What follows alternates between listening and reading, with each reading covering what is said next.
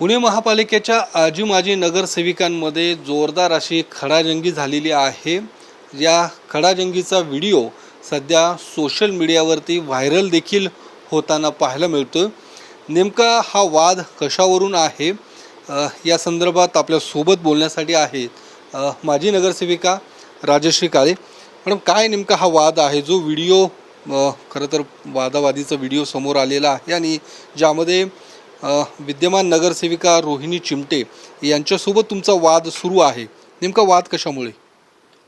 काय झालं हो, त्यांच्या मनमर्जीमधला ठेकेदार त्यांनी बसवायचं काम केलं।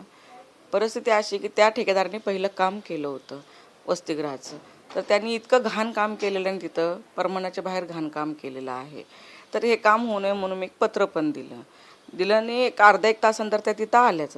मग आल्या म्हणले की नाही, हे आर धोत्रेंना का ह्यांची वर्क ऑर्डर का नाही केली, आरडाओरडा त्यांनी तिथं चालू केल्यानंतर मग मी म्हटलं तुम्ही म्हणजे मला पहिला काही विषय काय माहितीच नव्हता इंजिनियरकडे आल्यानंतर जीकडे, तर त्यांना म्हटलं काय प्रकार आहे, तर त्यांनी सांगितलं की बाबा आपल्याच वसतिगृहाचा हा विषय आहे आणि ऑलरेडी मी आपल्या वसतिगृहाचा पाठपुरावा करण्यासाठी तिथं होते। तर त्यांनी काय केलं की म्हणले तिथं तुझा काही संबंध नाही, तू होती नगरसेविका, माझा प्रभाग आहे तिथं, मी आत्ता नगरसेविका आहे, स्टँडिंग नगरसेविका आहे आणि पाऊल सुद्धा टाकायचं नाही, पाऊल जर टाकलं तर पाय तोडून देऊ हातामध्ये, म्हणजे हे एक रुबाबी भाषा त्यांनी तिथं वापरली। त्याच्यामुळं थोडंसं आमची वादविवाद झाले। मग शेवटी ते मुलीचं वसतिगृह आहे, नाही तर तुझं वसतिगृह मी बंद करून टाकन, माझं कोणी काय करू शकत नाही, ही जी भाषा होती ती हे मला आवडली नाही, पटलं नाही। त्याच्यामुळं माझाही थोडासा संताप झाला, कारण मुलीचा विषय आहे। समाजामध्ये बघत असताना आज मागासवर्गीय आदिवासीमध्ये काय परिस्थिती आहे आणि त्यातल्या त्यात पारधी समाजाच्या मुलींची, आदिवासी सगळ्याच मुलींची परिस्थिती काय आपण बघत आहोत। त्यांना शिक्षणासाठी आपण तिथं करत आहोत ते वसतिगृह।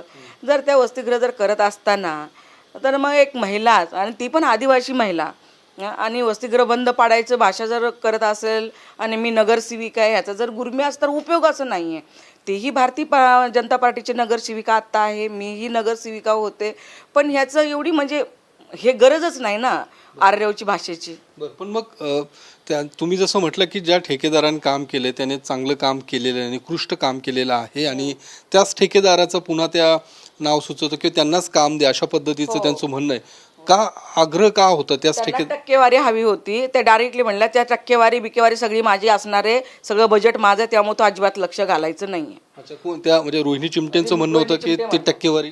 हां, टक्केवारी रोहिणी चिमटेताई म्हणल्या की टक्केवारीची माझा आणि 3 कोटीचा सगळा विषय माझा आहे, मी केलेले सगळं काम आहे हे, म्हणजे त्यांना टक्केवारी मिळावी म्हणून अशा पद्धतीचा वाद झाला केलेला आहे। पण हे कसं आहे की हे बोलणं चुकीचं आहे। जर आदिवासी मागासवर्गीयाचं वस्ती होत असताना यांनी अशा टक्केवारी 3 कोटी ह्यांना दिसत आहेत। आज त्या 3 महिन्यामध्ये नगरसेवक होऊन लगेच 2018 पासून मी काम करते त्या वसतिगृहामध्ये आणि मी नगरसेविका झाली, मी 3 कोटी माझे, मीच सगळं, मीच सर्वस्व, हे चुकीचं आहे। असं नाही आहे की तुम्ही काम करा ना, तुम्हीही काम करा, तुम्हीही वसतिगृह काढा, तुम्हीही चांगली कामं करा, आम्हाला अभिमानच आहे त्या गोष्टीचा। प्रभाग एवढा मोठा आहे, तुम्ही तुम्हाला 3 कोटीचं टक्केवारी दिसते, पण त्या 3 कोटी मागं माझं कष्ट किती आहे। पक्षांनी पण मदत केली त्याच्यामध्ये, मी रोज तिथं जाते पालिकेमध्ये, त्यांच्या पाया पडून ते बजेट आणते, कसं तरी काम करते। आज 2018 पासून ते काम चालू आहे, हे कुठेतरी काम पटकन व्हावं म्हणून माझी अपेक्षा आहे, पटकन ते मुलींचं वसतिगृह चालू व्हावं म्हणून माझा पाठपुरावा आहे। आणि त्यात पण हे असं जर पाठीमागे पण त्या परेश गुरव म्हणून आहे काँग्रेसचा, त्यांनी त्रास दिला टक्केवारीसाठीच, फक्त यांना 3 कोटी दिसत आहेत टक्केवारीसाठी, पण त्याच्या पाठीमागच्या वेदना, भावना, ते वसतिगृह व्हावं, आदिवासींचं चांगलं काम व्हावं म्हणून यांना बिलकुलही वाटत नाही। पण मग या संदर्भात तुम्ही पक्षाच्या नेतृत्वाकडे की पक्षातल्या लोकांकडे काही तक्रार केली का? या संदर्भात त्यांना सांगितलंय का? काल सर मी बोलणं झालं माझं भीमाले भाऊंबरोबर, पण भीमाले भाऊंना सुद्धा खूप वाईट वाटलं, म्हणजे त्यांचा संबंधच येत नाही तिथं बोलायचा। त्या तिथल्या जरी नगरसेविका असतात ह्या प्रभागामधनं, ठीक आहे ना, त्यांनी तेवढं विचार म्हणजे प्रभागापुरतं ठीक आहे, पण टक्केवारी हे काम मी केले, नगरसेविका हे असं बोलणं योग्य नाही, म्हणून त्यांना बोलून त्यांना चांगलं म्हणजे बोललेले पण आहेत, तो पण दिलेला आहे त्यांना। आता तुम्ही जशी मागणी करतात कारवाई व्हावी त्यांच्यावर? हो, त्यांच्यावर कारवाई पक्षाने करावी, भारतीय जनता पार्टीवरती माझा विश्वास आहे आणि त्या तसंही राष्ट्रवादीतून भारतीय जनता पार्टीमध्ये आलेले आहेत. राष्ट्रवादी जरी आता आमच्याबरोबर जरी असला तरी आम्ही त्या पक्षाचे नगरसेवक आहोत. आम्ही पक्ष बदललेला नाही ना, पक्षाशी निष्ठावंत म्हणून आम्ही राहिलेलो आहोत. आजही आम्ही कार्यकर्ते म्हणून काम करतो. आम्हाला हिनवायची काय गरज आहे? तुम्ही माझी नगरसेविका, आम्ही स्टँडिंग नगरसेविका, हा रुबाब कुठला? हे भारतीय जनता पार्टी, आमच्या भारतीय जनता पार्टीची संस्कृती नाही आहे. दाबदबाव देणं, हे करणं, ते करणं. आणि मागासवर्गीयाच्या ह्याच्यामध्ये ती स्वतः मागासवर्गीय आहेत. ह्या गोष्टी करते. निश्चित तर विद्यमान ज्या नगरसेविका आहेत त्यांनी टक्केवारीसाठी हा संपूर्ण वाद केल्याचा आरोप राजेश काळे यांनी केलेला आहे आणि या संदर्भात त्यांच्यावर कारवाई व्हावी अशी मागणी देखील राजेश काळे यांच्याकडून करण्यात आलेली आहे. कॅमेरामन विकी चव्हाणसह मी योगेश बोरसे, TV9 मराठी, पुणे.